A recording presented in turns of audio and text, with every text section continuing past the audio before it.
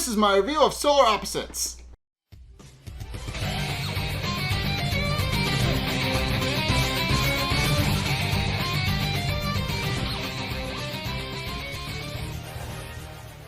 Okay, so this episode is yet again another wall-centric episode, similar to the one from the first season. So, yeah, this episode, the unlikely demise of Terry's favorite shot glass, is about a story that happens in the background of the episode and isn't actually what the episode is about. So, yeah, as it starts off immediately where the original wall-centric episode ended, with Tim stabbing Sherry and professing his insanity and then shoving her out of the hole in the wall. Where she then falls out, and that's where we thought she was dead. But as it turns out, and as I kind of predicted in my last review, she is in fact not dead. So, as it turns out, the quote-unquote fatal wounds that Tim left her was in fact a strawberry-flavored gusher that she had stuffed in her jacket ahead of time for an emergency snack. And because of that, she was able to survive, but also because of that, she broke her leg. So she fell out of the wall, didn't die, but she did break her leg, and realizing that she's not going to be able to get very far with a broken leg, decides to reset it herself, and which is very painful. But she does succeed in doing it, but realizing that she's vulnerable to predators, she quickly realizes she needs to actually escape and proceeds to crawl through the underbrush, making her way to the tree in the backyard, because as she puts it, similar to Jurassic Park, you're safe in a tree. So on her way there, she grabs a giant stick. She actually starts using that as a crutch. She even also gives herself a splint to actually make her way over to where the tree is. And she climbs in the tree, but as she's climbing in the tree and sits down for the night, lightning strikes, and there's actually a possum silhouetted by the lightning, which winds up becoming an important plot point of the episode. But eventually she does. But eventually, after escaping the tree and almost drowning because where she was sleeping wound up being flooded by the rain, she eventually makes her way back down the tree and discovers a giant turkey leg just sitting in the middle of the backyard. And she proceeds to start eating it, but then hears somebody else eating it as well, and then goes to investigate to discover that the Duke is alive as well.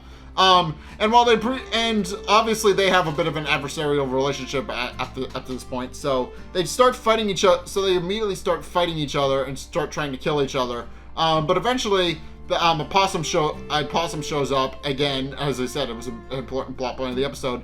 And the Duke fends it off with his knife and stabs it in the eye and chases it off, pointing out that as he quotes, he's surprised that a dump truck-sized possum is such a bitch, as he very much puts it.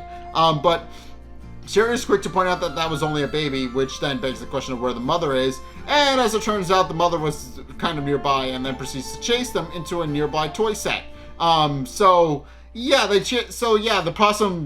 possum winds up, which the Duke eventually decides to name Jeff, chases, even though it's a girl. But he remarks that as he explains it, he had a roommate named Jeff who looked very much like a possum, and he decided to name it after him. Jeff the possum then proceeds to chase the two of them into a playset which is modeled after Alien vs Predator, and also is an extended gag between the two of them where they kind of nerd out over the Alien vs Predator films. But in case they kind of don't start off hating each other, and for good reason. The Duke was kind of a bastard when he was in charge of the wall, and obviously Sherry is outside the wall, and he thinks that she's there to kill him, but she remarks that she doesn't want to talk about it. So in any case, he just kind of decides that they might as well hunker down for the time being, and even barricade the doors to both sides of the little playset with a giant stick that they found and prop up against the door. And the Duke decides to take that he'll take first watch, but Sherry is ultimately against that and decides that she's going to take first watch since she doesn't touch herself around the Duke, which he remarks is fair enough, but remarks that she shouldn't touch his penis while he's asleep, pointing out which she points out is weird, and he even agrees, but tells her not to do it anyway. But in case they fall asleep, eventually both of them fall asleep, and when Sherry wakes up, her little crutch is gone, and she has a bit of a panic attack, but as it turns out, the Duke just kind of propped it up against the wall and had even sharpened it for her so that it would be more of an offensive weapon. At which point Sherry at which point he reveals that he actually cooks the mushrooms to make breakfast, which Sherry is very much doesn't like the taste, but and also they proceed to remark that they're likely going to be in there for the foreseeable future, so they might as well get comfortable. But Sherry remarks that she doesn't really want to be anywhere near the Duke and would rather take her chances with the possum, and proceeds to do exactly that. She walks outside, hoping that the possum is gone, since as the Duke points out that a possum is likely going to keep them in there as revenge for killing its kid. And remarks that it could keep a grudge for several months or even a year. So, but she decides to take her chances anyway and goes outside, and he's right. It immediately shows up and tries to attack Sherry, and she quickly makes her way back to the place she's at, and the Duke decides to give her an "I told her so." And also points out that he realizes now that that there's a reason people trusted him. That he may have not have kept the wall safe, but he was in charge, and for good reason. He knew how to call it and make good decisions. Case in point, he was right about the possum, and Sherry kind of charged out despite his warnings. But she also remarks that the Duke was kind of terrible, and that nobody really liked him. But he also points out that she was a terrorist, and that they were doing terrorist organizations, and wonders who's actually running the wall now that he's gone. And wonders if it's actually become a celebration of terrorism. At which point she reveals that Tim is actually taken over the wall. And when the Duke while she immediately points out that she doesn't want to talk about it, the Duke remarks that he just really wants to know what happened to the wall. And she then proceeds to tell the story about how Tim kind of went nuts once he discovered that there was a way out of the wall, decided to keep everybody within the wall, and then stabbed her and presumably killed her to try and keep her out of the wall, and try to keep everybody from knowing what was actually going on. But she survived, as we know now. She survived and is now living in a playset with the Duke. At which point the Duke now realizes that they kind of have a bit of a mutual enemy, since Tim took over the wall. Since not only did Tim take over the wall, but he stabbed Sherry to keep her from telling the truth. And it's clear from this and he realizes that Tim seems like such a nice guy, but that he's obviously an asshole, and Sherry agrees. But then the Duke proceeds to ask her about how he prepared the mushrooms, and she remarks that they're terrible, and at which point he asks her if she's a chef or something, and which she clearly is, and then they quickly bond once they realize she was actually a chef in the Duke's favorite restaurant back when he was big. That's not enough for them to build a relationship off of in any sort of conceivable imagination. They then proceed to work. After several months, they then proceed to work together and slowly become friends. So while they start off hating each other, after they eventually begin to bond over the mutual threat of Jeff the Possum Mom. And eventually do decide that they're better off being friends than trying to kill each other. But eventually after a while, the Duke then proceeds to have some small talk, and the Duke notes that he's noticed it for a while, but he reveals that Sherry is actually pregnant. So as he points out, he's known the signs for several weeks, pointing out that in addition to showing some morning sickness, she's also noticed her getting a little bit heavier and also not having a period, which she remarks is kind of an invasion of privacy, but asks if it really is, since they kind of share a room more or less together, and remarks that and asks if it would have been better if he hadn't addressed it. Then he proceeds to ask who the father is, and she realizes it's Tim. And then proceeds to have a bit of a panic attack because she knows that Tim is the father now, and the Duke agrees with that sentiment, pointing out that Tim was a bastard. Tim is as bad as the Duke, if not worse, because he not only did he kind of covered up the whole idea of the wall, and we know this. He's been keeping the wall's hole a secret for a year. Obviously she's going to need to go back and find a place to actually take care of the baby, pointing out that that even if she gives birth to it, it's never going. She's never going to be able to actually successfully raise a child while she's small, and suggests that the best place they can actually go is Walgreens, and pointing out that there should be there's a store nearby, and that they can actually see a giant sign displaying Walgreens on it, and realize that that's the best place to take their child, pointing out that they could eventually get in contact with people, and they could eventually get big. And while she agrees that this is crazy, pointing out that they'll have to get past the possum, she decides that he ultimately decides that's for the good of the child, which she remarks he shouldn't have said so ominously, but he decides to do it anyway because he wants to sound cool. And eventually they decide that they're going to have to outrun the possum and actually get to the Walgreens if they have any chance of helping the child grow and become a full person and actually grow in a stable environment. And sure enough, they begin to formulate a plan where they're going to make a break for the Walgreens once they get outside and hopefully lose the possum. But once they actually get outside, the Duke has a different idea. So yeah, the Duke actually has a firecracker that he stored in a special bag that he prepared just in case he ever had to leave the wall. And as he remarks in an earlier episode, everybody chided him for preparing a bag, but in case he had to leave the wall, since they thought he would never need it. But as it turns out, he did need it, and he was right once again. But in any case, long story short, he has a firecracker. He decides to goad the possum into chasing him, and the possum does chase him, chews him up a little bit, and eats him, but he's able to successfully light the firecracker and blow its head up, which causes Cherry to break his favorite shot glass because of the sudden splatter of guts out his window that causes him to panic and drop it while he's washing it. So yeah, that's how Cherry's favorite shot glass breaks. So that's the story. That's the entire background story that was happening in this episode. But yeah. The shot glass breaks, and that's how the episode gets its title. But the Duke survives the explosion and getting eaten, and Sherry asks why he actually saved her and protect himself, and he merely remarks that he knew he was a bit of a bastard inside the wall, and hopes that his sacrifice will actually be able to finally, at long last, alleviate some of the guilt that he had built up by doing a whole bunch of terrible, horrible things to the people within the wall. And Sherry merely remarks that she at the very least he's redeemed himself in her eyes. At which point the Duke decides to reveal that his real name is Roland. And remarks that even though she's worthy of a secret now since she asked, and that now that they're friends and now that he's dying, he might as well tell her. But eventually he does succumb to the burns on his face and dies.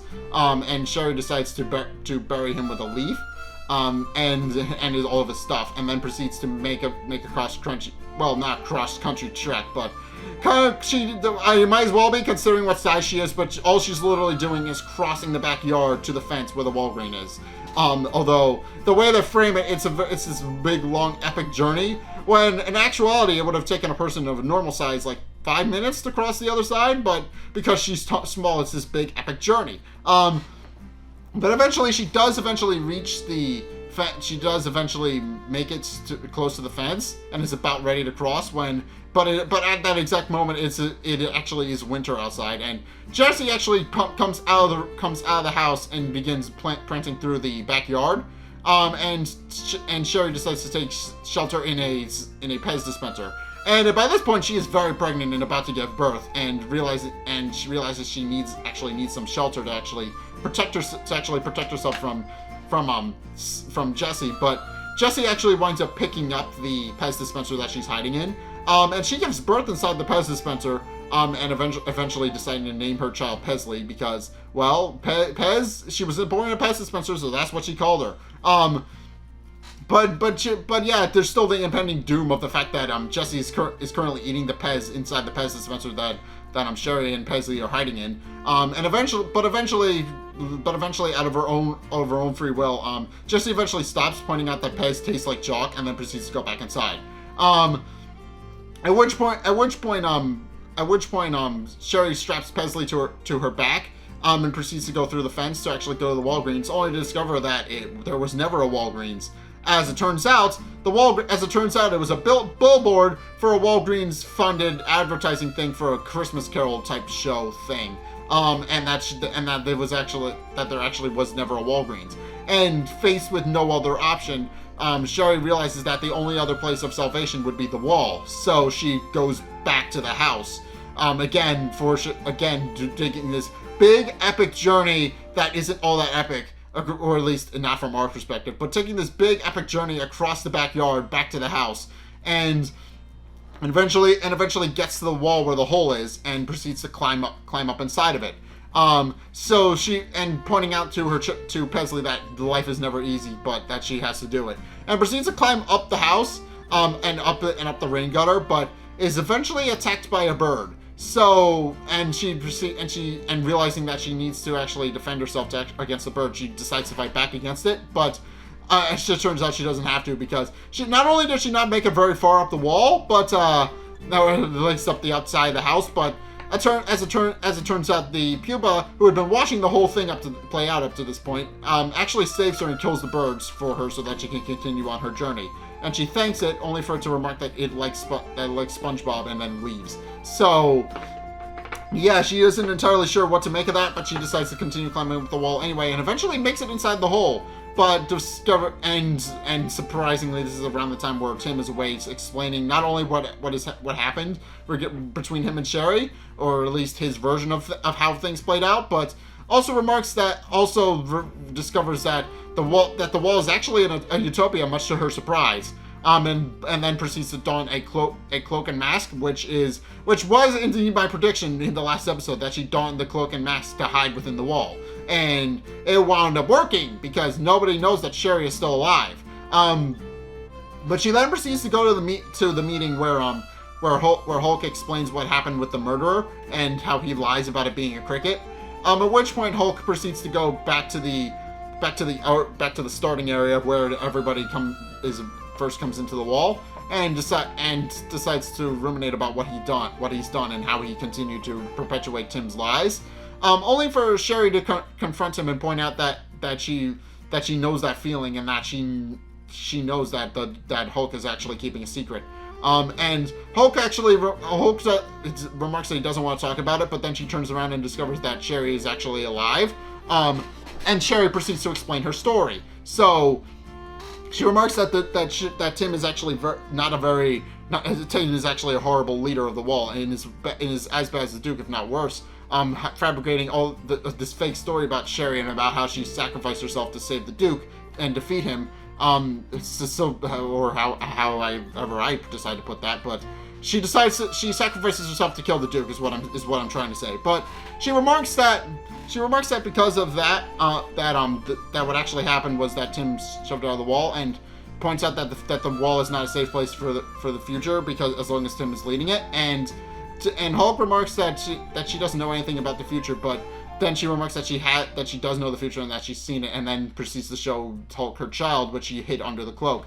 And realizing that they now have an enemy in common, where they have to actually bring down the Duke 2.0 in Tim, and actually stop him from ruling the wall. They decide that that despite impossible odds, they have to find a way to expose him and prove what he's done. And even though as Hulk points out, it's going to be very highly impossible because, well, truth be told, Tim has the admiration of the people and everybody loves him, so it's going to be very difficult to actually accuse him of anything. But as Sherry points out, nothing is impossible. A thing she said with the Duke a long time ago, and obviously Hulk is a little bit confused because he doesn't get the reference. But in any case, yeah, that's how this episode ends. So yeah, the episode's not misleading. The title of the episode's not misleading. Terry does break his favorite shot glass, but more to the point, it's about how Sherry eventually befriends the Duke, finds out that he's not actually a bad guy, even though he has done some horrible stuff and is kind of a monster, but she does eventually befriend the Duke, discover that she's pregnant with Tim's child, gives birth to Tim's child, and then proceeds to go back to the wall to fight back. So yeah, that's how this episode ends. So now the saga of the wall continues, and I'm curious about what is actually going to happen with the saga of the wall, because now Sherry and Hulk have teamed up and know the truth about Tim and know that they need to find a way to bring him down. But how are they going to? That is the ultimate question that needs to be answered now. How are they going to bring down a guy who clearly is beloved by the people? And obviously the Duke was a bit of a bastard, but at least everybody knew he was a bit of a bastard. With Tim, he's kind of beloved by the people and is worshipped as a hero. So he's kind of worse than the Duke because he can easily cover it up and nobody's going to care. So that's going to beg the question of how are they going to bring him down. But in any case, that's my review of Solar Opposites. What did you guys think? Let's get a discussion going in the comment section down below. Or over on my Discord server, link in the description. Anyway, thank you guys so much for watching. If you enjoyed, be sure to like, comment, and subscribe. Also, be sure to follow me on Twitter in the description below if you want to keep up to date with what's going on with the channel. I also kind of like and retweet a lot of stuff over there that you may or may not like, so be sure to check that out. Also, be sure to check out my Patreon in the description below as well if you want to help support the show. It's support me, support you kind of thing. So if you want to actually go and support me over there, you can. I will not only will I kind of give you shout outs or whatever depending on your tier, but I will also post your name on my website alongside any other social media stuff that you help support, that you kind of subscribe to and help support me. But I also post written reviews over there, so be sure to go check that out. I only have the one up there, and I am working on other ones as well. I'm trying to get a review of Monster Hunter Rise up, but that's not really. It's proving to be a little bit more difficult than I thought it was going to be. So I don't know when that review is going to be up, but it will be eventually. But and also, if you want to see more content from me, then one, you can go check out my Twitch. Its link in the description. I've been streaming over there every Sunday for the past couple of weeks now. Almost a month at this point. Actually, over a month, I think. But yeah, I've been streaming Metopia over there for the past month. If you guys want to go check that out, you can. I've posted the VODs up here so you guys can go see them. Because Twitch actually does not save all of the videos that you make, and eventually it does start deleting them. But so to make sure that they're always available for you guys to see, I've been archiving them here. And also, yeah, go check that out and help support me. And also, if you want to see more videos from me, then be sure to check out the videos linked in the end screen. The top video is the most recent video. It may or may not be this one. Whereas the bottom video is the video recommended to you based on what you've already seen from me. So, if you want to see more of what you like, or try something completely different, then be sure to check both of those videos out. But, regardless of whether or not you do any or all of those things, thank you guys so much for watching, and until next time, I will see you guys in the next video. Peace!